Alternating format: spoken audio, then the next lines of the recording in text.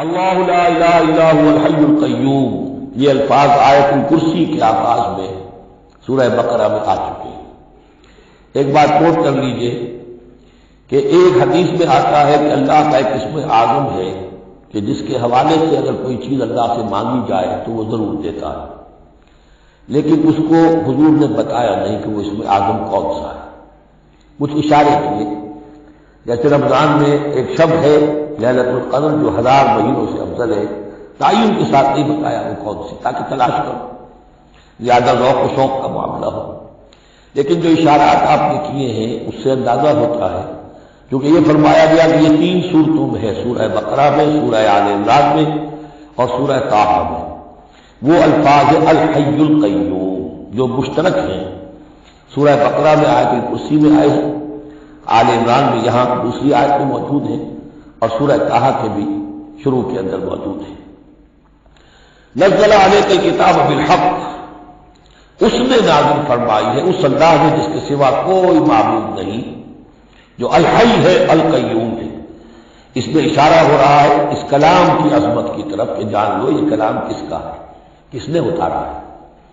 نزل علیک الکتاب بالحق، اس نے نازل فرمائی ہے یہ کتاب اے نبی آپ پر حق کے ساتھ، اور یہاں نوٹ یہ نزلہ ہے، نزل ینزل تنزیلا، انزل نہیں آیا ہے،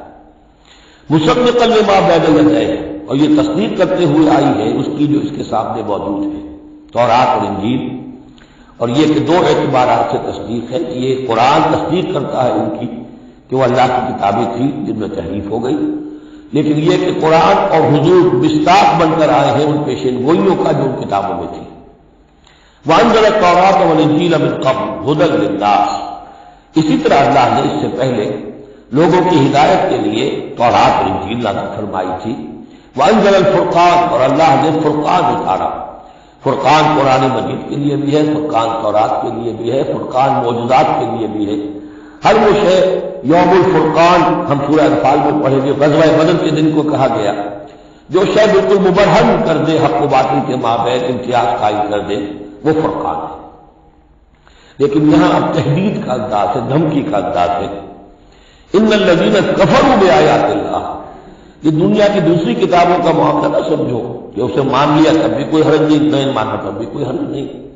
اگر پڑھنے پر طبیعت راغب ہوئی تو بھی کوئی بات نہیں، نہیں راغب ہے تو مت پڑھو، کوئی الزام نہیں، یہ کتاب ایسی نہیں۔